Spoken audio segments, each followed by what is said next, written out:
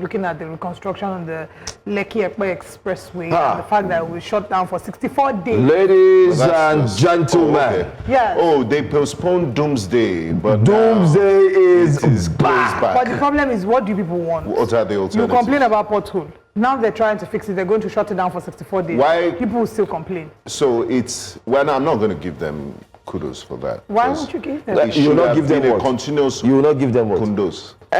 Kundos. Kudos. Kunduz. You know, if the government has been working as it's done, you have public works department that would fix small potholes as at when due. It wouldn't blow up into all the situation where we have an almost total collapse of the road, and you wouldn't need to shut down for 60-something days. So if they had done their work in the first place, it won't be where we are. Okay, we'll come back to talk but about don't forget, that. they're talking about expansion. Anyway, it's one of our it's stories. one of our It's our stories. third story. We're looking at that in a moment. But Do you guys plan to relocate? There's that thing, Sha. Airbnb, yes. Ikeja. Airbnb in You are not Ikeja. live if you can share the money. sorry, my family is on the island. I cannot leave Okay, Islander. my children. Anyway, by the time I do, I think by that time I'll be doing No, I'm saying children, as if I've wake been up born. conversations and first story. Before we get to Your here. 30% of your salary should We'll go come to to me, you. because That's okay. I'll be holding the fort. We'll think about that. All right, let's begin our wake-up conversations. We'll come to talk about the roads in a moment, but the Minister of Interior, Olubunmi Tunji-Ojo, made an unannounced visit to the Nigerian Immigration Service passport office in Gwagwalada, Abuja, where he berated officials over delays in, well, I won't say berated, but basically cautioned them over the delays in passports processing and warned against collecting extra fees from applicants. The minister questioned why applicants were still waiting hours after opening time, despite having paid official charges in full, and criticized the slow pace of enrollment and biometric capturing. He described the situation as unacceptable, ordered officials to improve efficiency, and stressed that passport services must be delivered promptly and fairly, as immigration officers admitted operations started late due to power challenges. Let's listen to the video and then we'll come back to share our thoughts. This place to enroll other people, so that to do capturing rather for other people, so that at least you can lessen the burden and the waiting time. We do until after the enrollment. How long is this going to take? How many enrollments have you done today? We've done like 7. 7. What's your time? How long does it take to do an enrollment? Like 3 minutes. 3 minutes. 3 minutes. 3 minutes. So 3 times 7. 21. What's your time? It's just 3 minutes and 4 minutes to 10 seconds. 4 minutes to 10. Yes, sir. When did you open? We put on the gen by 9:30. What time are you supposed to open? We are supposed to open by 8, but we wait the arrival of applicants. Okay, applicants there by 9, right? 9:30. Okay, so they can, no, when, so 9, then you have done 7, that's 21 minutes. So it means that by 9:30, I expect to see at least 1 or 2 applicants here. Right? Yes. Because I can see some people waiting downstairs, and our responsibility is to be efficient. Our responsibility is not to keep people waiting. It's not just good enough for you to serve people, you must serve people well, diligently. Because I can see people downstairs, even the other capturing center, I think about almost 10 people are there waiting for capturing, which is okay, I don't have a problem. But those that are waiting, it will not cost you anything if There you have it, the Minister of Interior Affairs speaking to members of the immigration about the passport collection processes. Have you, either of you, renewed your passport? I'm due for a renewal this year. I mean, I'm actually due for a renewal, and I plan to in the next few weeks. So it would be nice to go test the system and report back. To be honest, there have been improvements from the time pre-Olubunmi Tunji-Ojo and during his time. You can see a lot of the improvements in the way the services are being carried out. It doesn't mean that part of what he tried to cut out is completely off. There's another thing where I don't understand it. If you go to the Nigerian Immigration Service office in Ikoyi and you get there for 9 a.m., I see 8 or 9 days, one of the two. You have to pray. No, you have to wait Okay. for them to turn on the system in Abuja. That's what they'll tell you, that, oh, we have to turn on the system in Abuja before it reflects here. And which I even don't foreign understand. missions, because I hope we've captured that as part of our what Nigerians are saying. Somebody did tweet from Finland, and people had to come in from Norway, Denmark, and other places just for them to be sent back home, that the system in Abuja has a glitch. I mean, there has to be more efficient ways of doing these things. These are people's valuable time and effort. So we need to also reduce the human error and the lack of diligence amongst civil servants in general in doing their work. They're so lackadaisical and laid back. They feel, you know, they have all the time in the world, and there's no empathy for people and respect for their time. Well, you know, that's the slang of a typical Nigerian politician. Well, I want to say first off, it's preempting. They're preparing. With some Thank you very much for that question. Absolutely. But I really want to say kundus, in other words, in English language, kudos to the minister.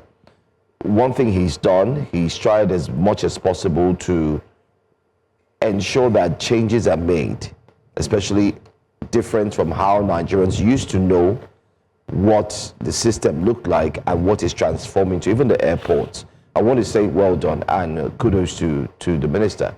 I also noticed that the minister has decided to ensure that he added content creation to his work, which I recommend for every single person. All of them, and all of them have like social media handlers. Yeah, that's what I'm saying. That's what I'm saying. Not all of them. Most of them. Not all of them. It's not even a fashion. I don't think Mr. Bello Matawale Not all of them, because I can mention a few ministers who have never seen them put up like anything. Mr. And all that. But that doesn't mean that you must have in order to prove that you're working.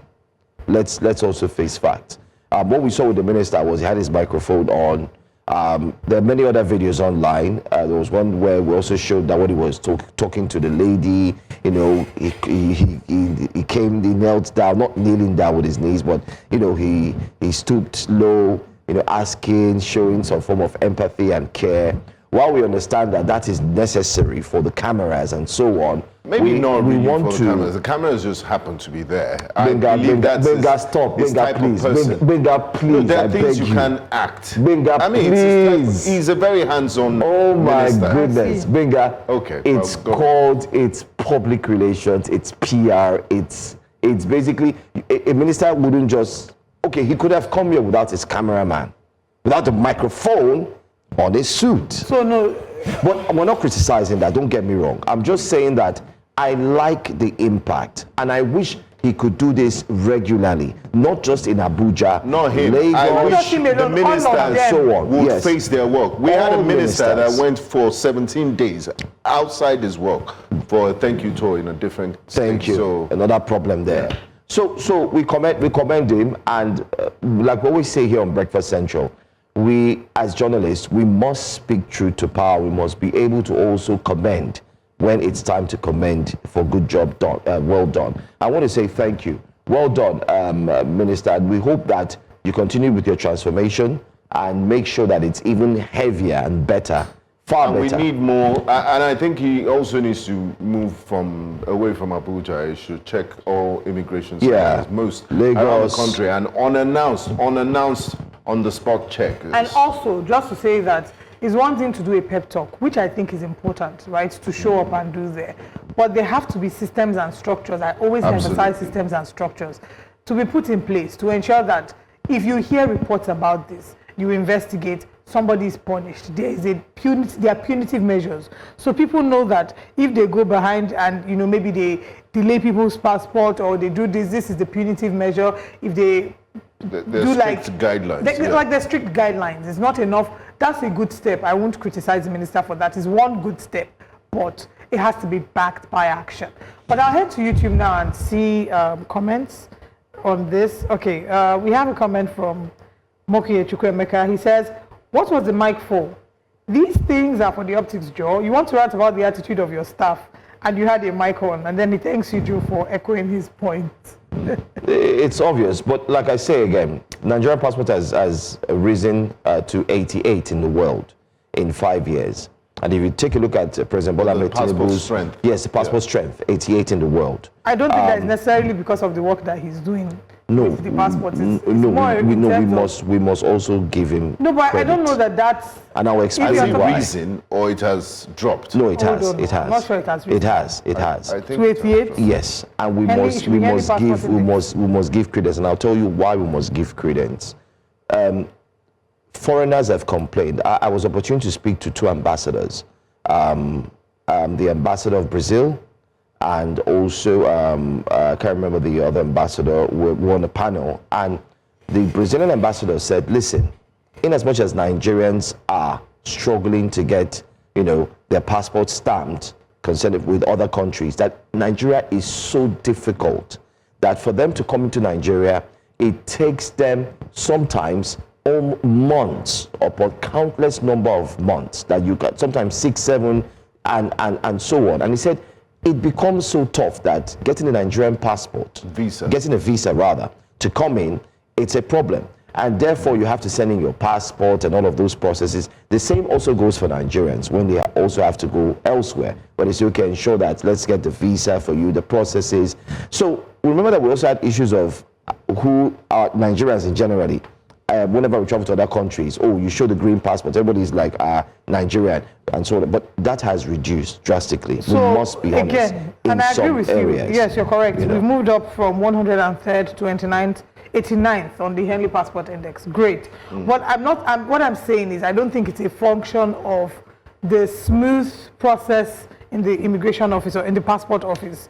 I was saying that it's maybe in terms of our diplomatic relations, access to different countries. I hear we're able to access 44 countries visa-free. Basically, our ability to move around visa-free for people to come in and I mean, people who have the Nigerian passport, what manner of respect? And I don't know that the respect will come from them printing it faster or giving us a better quality. Those are great. That adds to it. Those are great, I think. It adds to it. Those are But great for us. I mean, the Nigerians in diaspora also need to sit up It adds and to it. be good ambassadors of the country. I mean, the other day, we had Nigerians fighting. 2 people died over a relationship in India. Very, very sad. We also have cult clashes. Yeah. I beg to differ. Nigerians in diaspora are doing us proud. Yes, not there are bad not eggs all here of and them, there, yeah. but on the larger scale, you hear of people breaking records, and they're Nigerians who unfortunately have not been given an economy to be able to break records and thrive here. So they go abroad we should be and they worried break about. records. You will never there. hear of Ghanaians in a cult clash in Dubai or somewhere. Who told you that? Ghanaians doing cultism. Who told you that? Badly That's a behaved fallacy and- of hasty generalization. No, it's Anybody just- can be a okay. part of a cult. I don't agree with that. Having No. cult clashes. What he's saying. Anybody can be a part what of a he's cult clash. saying, And because of this, I'll go and it's look rare. for- It's rare. I think I agree with It's rare. Or Togolese. It's rare, but the reason why you hear more about Nigeria is because you're Nigerian. Is the ability is just like when you say you want to buy a Camry, for example. Everywhere you go, you will see a Camry. So because you're Nigerian, you will typically hear news that involves Nigerians. We need to be better. Nigerians in the diaspora are contributing so much, even in I terms, know. I'm not. in Nobody's terms of negating that. But they're FX bad inflow into our eggs. economy. They're bad eggs. And I mean, they there are need to bad be eggs worthy everywhere. ambassadors. Everyone has. Every country has bad eggs. Every country has their bad Every eggs. country has, but But we even have regardless- foreigners that are doing poorly here in Nigeria. But regardless, we want to commend the minister. Okay, you know what? We've talked enough about it. Maybe we should take what Nigerians are saying. Let's see what Nigerians are saying about quickly it. before we move to the next story. The liberal capitalist says, one of my favorite ministers, he speaks like someone who understands. Give me 10 of these guys and I will build you a functional Nigeria in 2 years. I cannot but help to agree with you, and I agree with you. I went to the Nigerian embassy in Sweden yesterday to renew my passport. You won't believe what happened. People had traveled from Denmark, Norway, Iceland, Finland, and various parts of Sweden just for their biometrics.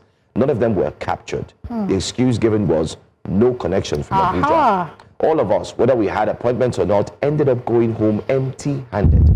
The cost of flights, trains, and ferries were wasted just like that. We were simply told to come back anytime. Nigeria is such a disgraceful country. That's a thought. This isn't the first time it's happened, and it's not limited to the embassy in Sweden. Other embassies have faced the same issues. The ambassador in Sweden was a genuinely kind man. He kept coming down to address us and offer his sympathies. The Nigerian embassies in Sweden has long been one of the best for passport renewals in Europe. Take note. In the past, you could go there and walk out with your new passport the same day. But now that they no longer have the authority to print passports, it becomes a complete mess. Someone I met there said it was his second trip from Finland only to encounter the same problem, no connection again. He refused to return home, saying he couldn't afford another ticket, so he decided to stay in a hotel.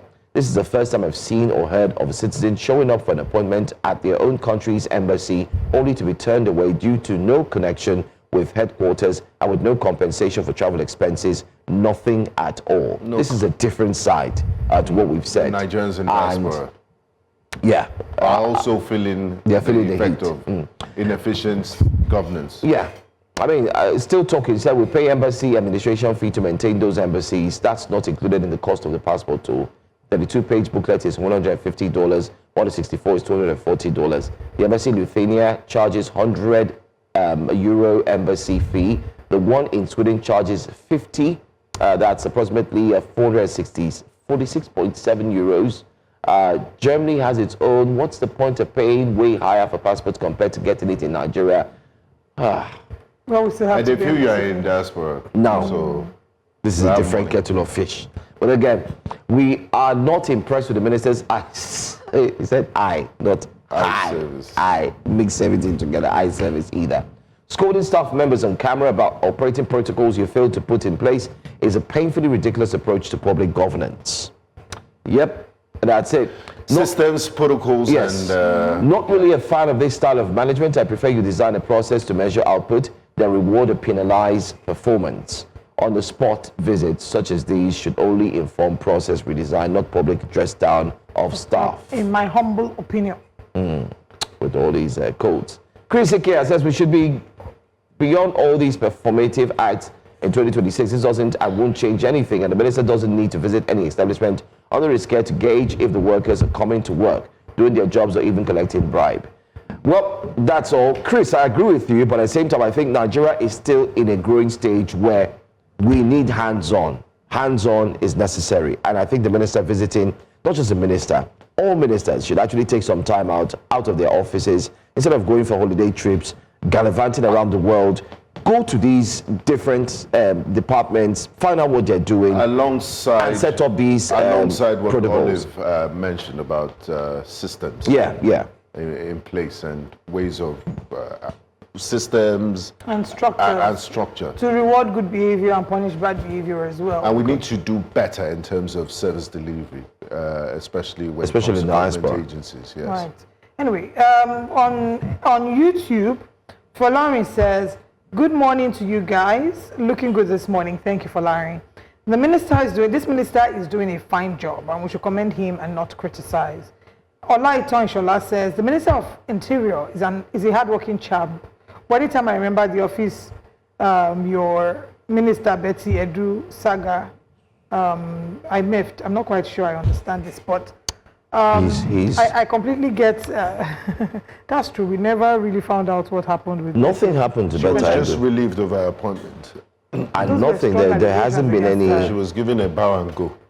Well, keep your conversations and your comments coming. We're still streaming live at New Central TV Live.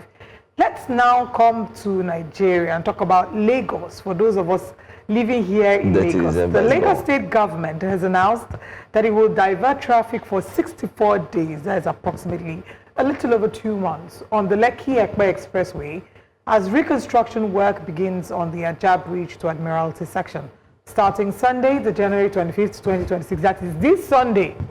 According to the Special Advisor to the Governor on Infrastructure, Olufemi Daramola, the rehabilitation of sections 2 and 3 will be carried out in phases, intersection by intersection, with both daytime and nighttime construction to fast-track completion.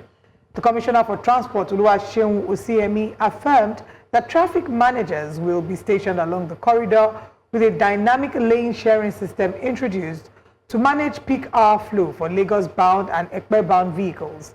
Motorists are being advised to plan their journeys, expect changing traffic patterns, and make use of alternative routes, including the coastal road, as the state works to reduce congestion during the reconstruction period. Benga, during this period, if you decide to have another baby, please understand why Joe and I cannot come for the naming ceremony. I mean, you have work before my baby comes. Let's talk about your daily responsibilities. And how will this affect you? What alternative routes are available? So we have the coastal road. Yeah. The coastal road is very, very usable. It's a wonderful opening, especially for those who need to escape. Their lanes, because yes. Oh yes, they stopped that towards the end of December. That's they good. put police officers who ensured that they manned the road and corrected people and so on. So the coastal road. The other alternative would be that you have to wake up much earlier. So if you used to wake up at 4, you might want to wake up at 3 a.m. and ensure you hit the road at possibly before 5. For the weekend. Before 5. That's not humane. It's not even. How do you function as a human being waking up so early? And then it talks about they're changing patterns. So 64 days pretty much is saying 2 months and a week. That's what Nigerians should expect. If what we felt during December, November, December, what we saw and what we felt became so dramatic and problematic for commuters and road users, this is going to be like ×2 of it. No, but they said they have traffic managers and They always have traffic. Exactly. We've seen this is not the first time have. we've seen them take breaks to do one reconstruction or the other. But on paper, the idea sounds good. It looks great. Where the issue is implementation, execution. First, they talk about having traffic managers. That's the LASMA, Lagos State Traffic Management Authority. How effective is LASMA in actually managing traffic? How many of our traffic lights are working? Now, traffic lights will help a great deal to deal with traffic management, especially at night and in the mornings. How many of these lights are working? Even the LASMA, they don't work 24 hours. Exactly. I think the major worry for all of us might not even be LASMA. The major worry is the number of cars on and the that attitude axis of road users and the downfall drivers, the public transport, because these guys all of a sudden will shunt and then they would recreate another lane which shouldn't have been created. So if there's discipline, it will take us time, yes, but we'll be able to actually make a way. But then again, it is what it is. We're in for it for the next 2 months. So the greater good. So just tighten your seatbelt and there's no belt to tighten because I'm already wearing the seatbelt. Estimate, just give it 3 months and you'll be back. It will be a spanking brand new road. I remember how Third Mainland used to be. It was a mess. I look at what Mr. Engineer David Umahi, every time Professor there's of an Practice, announcement, I understand that this needs to be done, but every time there's an announcement, like my heart literally sinks in my. I mean, I'm thinking, I'm worried. I mean, it's bad enough that you guys wake up at the time you wake up. Ungodly hours. By the time I wake up, you're still snoozing. And then, I mean, let's see what Nigerians are saying if they are talking at all. We'll come back to take that later, but let's quickly go to Wake Up Conversation number 3. Okay. But before then, remember that we're streaming live on YouTube. We will be bringing you the updates on that, and your comments will be taken as well.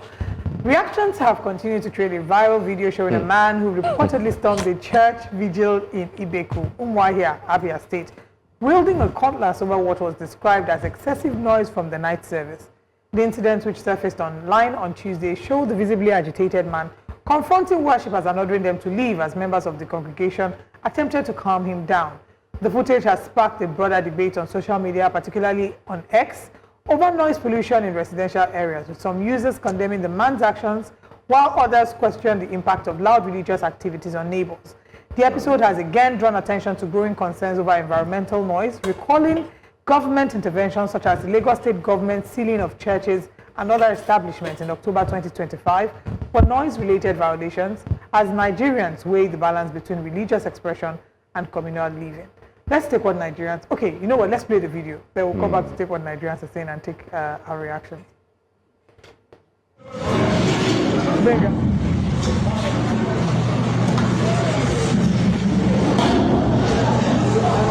Get out!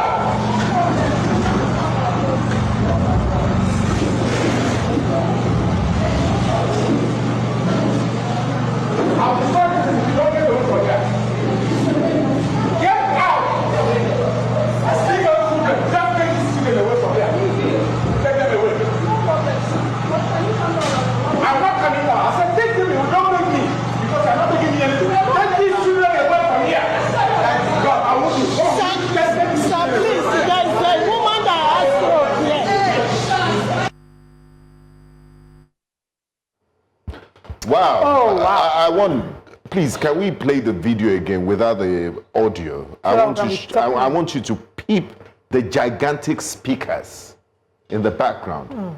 So huge. You know why? So that the Yes, that's prayers it. can go up. You know, it's not loud enough. I'm currently suffering this now. I have a. There's a church where I live. They just opened, Excuse me. and they carry out services Monday to Sunday. Wow. In short, when you're about to sleep, just take a little nap, maybe in the evening or something. They're shouting. You have people, different noises, rap, shout, making, and it's a residential area. I don't have a problem if you want to worship God. Yeah. I always say it. I don't have everybody. You're entitled. Feel free. But do it the right way. Because even the same Bible says, love your neighbor as yourself. It is not loving for me to be screaming down And disturbing me. Maybe they don't love themselves because the Bible says love your neighbor as yourself. So maybe they don't love themselves. I agree. I agree with You know you. what you can do? There's I a agree solution with to you. this, and they are very proactive. I wish I and can they get take this action man. to this. I wish I can find this man to come and Lagos help me. State Environmental Protection Agency. I'm going there, bro. SEPA, just write a petition. I'm going there. And they will act on it. Who So as a believing Christian, can battle with the Lord? nobody. But I must say that I understand that love is consideration. And unfortunately, a number of us experience this. This was the norm growing up, right? When we grew up, you hear churches, like there can be a number of churches on your street, the mosques. In fact, I knew a number of the songs from the mosques because I used to hear them Call at for 5 prayer. a.m. when they do the call for prayer. So I knew some of these songs. But times are changing, things are evolving. Religious houses, I strongly believe that you should be able to practice your religion, but not at the detriment of others in terms of noise. It's very uncomfortable when you're trying to sleep. For those of us that have to wake up at 3 a.m., 4 a.m. to come to make it to work, and you're trying to sleep at night and you're hearing noise. Now, if I'm being honest, this wasn't particularly my struggle, but I experienced it last month. I experienced it because our estate power went out, and then for hours they were working on it. So I had to, typically I don't open my windows in the night. I open them during the day. So I had to open my windows. And there was one church that was singing. This was ending of December. Then I went online to go and look for the church. Because I heard the voices of the people singing and I knew them. So I started looking online to see. I was so pissed. This was around past 11 in the night. And you had to do investigative journalism. Knowing that I have to be up very early in the morning. So I think that religious organizations practice, pray, fellowship, but get noise-proof buildings. Ensure that you are considerate of your neighbors. Yeah. It's not just fair.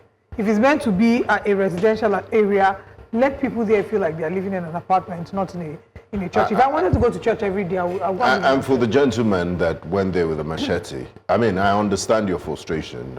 So many people would do that, but it's almost like something could have gone wrong. Absolutely. A spirit could have entered you. A demonic spirit. Knowing that you went to disrupt the church service and make you take action on a Christian. And Donald Trump will come for you. There's a story. No, but jokes apart, like... No, we're not supporting that. It was a bit much. It was not a bit much, very much. Just to further buttress what Benga had said, somebody could have seen this as an act of aggression and a bid to defend himself. A fight would have broken out. Somebody could have been really, really hurt. There are better ways to handle it. Report to La SEPA. And he'll be charged with manslaughter. Manslaughter. I mean, we don't support the cutlass. We don't at all. But Benga, this also shows the level of frustration this man has been through. Listen. When the churches make so much, see, there are times where I can't sleep. There are times where I get back home and trust me, I mean, it's the bad. type of work you do. It's really bad. Even in the afternoon, when I manage to get home in the afternoon early, I'm like, okay, thank God, now I can take a little nap. You can't. Because they're drumming and they are speaking in languages that they don't even understand themselves. Monday to Sunday. And I'm like, what are you doing? Speaking in languages they don't understand, is speaking in tongues. Yeah, because they don't even understand what they're saying. Yeah, Facts. they shouldn't. I mean, actually, you should. Somebody should be able to be there. That's a different conversation. Let's not argue. Let's leave that. They don't understand. Let's not argue that. I mean, I'm but I'm being honest. If you want to make noise, if you want to do your own thing, do your own thing. Nobody stops you. But do not disturb.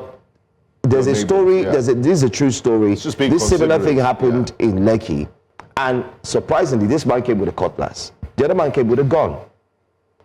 And he came with a gun and told them, listen, if you guys don't stop this, I don't mind going to prison. And guess what? He was a pilot.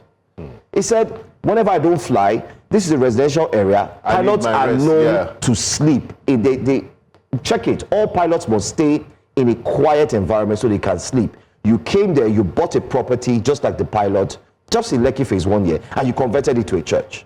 And the man was like, what the, who does that? There should be rules on where you can situate some of those religious houses and, you know. I mean, we're not supporting the violence and all of that, but I think for those who are watching here, you need to understand that worship does not mean that you have to disturb other people so that you'll be heard by God. I mean, people pray in silence and God still hears them. We all have access to God. Okay, do we have what Nigerians are saying about the story, and then we can call it a morning on Wake Up Conversations and then go proper into the main conversation. Shehu Akinsoya says, noise pollution is not a good thing, but the church members know do well. They're supposed to give the man correct beating for showing up with a cutlass. We're not going to promote violence. We're not going to promote violence, yes, Shehu. No one is beating anyone. I wanted to say this is not the right approach, but what if he has approached the right sources and nothing was done, and he couldn't bear it again? You can tell he has endured enough. Please stop building churches in residential areas. Where should they be built? In the forest? They should along the express. They should go to the even if they want to build to the churches or mosques in residential areas, there are ways you can go around it. You can make it noise-proof. Soundproof. Soundproof. So like that some clubs everything exactly. That's why you believe. Yeah, you won't get anything from the clubs. Anyway, love him. Una go get sense by force, disturbing people because you want to praise God. You do your thing without mic and drum. People need to sleep.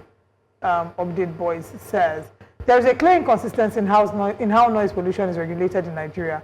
Nightclubs and entertainment venues are frequently mandated to soundproof their premises and keep noise levels within legal limits, or risk being sealed by authorities like LASEPA. However, we're not done with that tweet. Can we please leave that tweet back up? Okay. Maybe the director doesn't like the tone of that conversation. Director, what happened? Okay.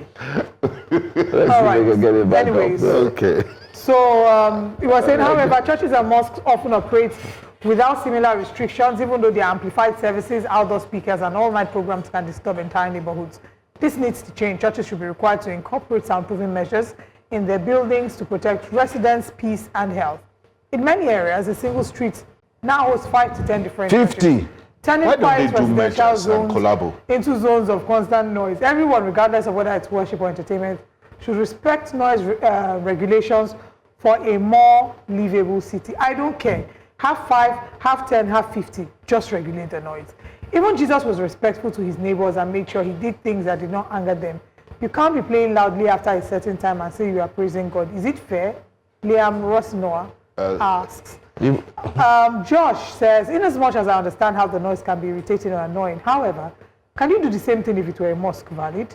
You shouldn't take laws into your own hands. Bringing cutlass to a private property to threaten its owners is a criminal offense. The proper thing to do is to report to the nearest police station through the CDA. Wow. So we agree that there were faults on both lines, both the church and the man who came with the cutlass. But let's go to YouTube. Mokonye Chukwemeka says, not supporting demand, but we do too much in the name of religion. Where I stayed in Ketu Alakpere, by 5 a.m., the mosque opposite will wake you up. It wasn't funny till I left. And this was our experience growing up. I said I could sing, an alarm. And I can still sing some of the songs I heard growing up. Because every morning, during their call to prayer, we are all praying alongside, by force. But if you have such problems, the Lagos State Environmental Protection Agency is there for your rescue. I'm not sure if Abia State has it. That incident happened in Abia State. If they have a similar... This is... I think for Lagos, LASEPA, I think Abia State has. Yes, I think they have. I can't remember what it is. I know they have, there's a replication of basically all government parastatals, especially across states as well. You sound like a Masepa. No, you would have said Amotekun. But to be honest, we have to solve this problem. It's becoming too much. I mean, let's just be considerate. We have too many churches compared to factories. It's fine if you want to go into that calling. I don't care if it's your calling or not, but do it respectfully. And I know that you're speaking from a place of personal pain, but I want you to know that your problem is our problem, and we will join hands together and solve it. It's painful. I mean, it's... All right. The song came to my head, but that's the song that I just quoted. I can't sing it this morning. Headlines. Let's bring to your top story. If we stay here, we'll not leave this set. Good morning, Lagos. Good morning, Nigeria. Good morning, Abuja, wherever you are. Top stories this morning are as follows. Police can clash over Kaduna abduction claims. There's a lot going on. We have to revisit that story as well. Communities reject police claims, insist over 163 people were abducted. Consolidating energy security in Nigeria. We'll take a look at that story as well. And the Nasarawa urban renewal. Scavengers feast on Maraba Bridge debris after demolition. And we have the front pages of the newspapers. They are looking smoking hot this morning. So stay with us. This is Breakfast Central.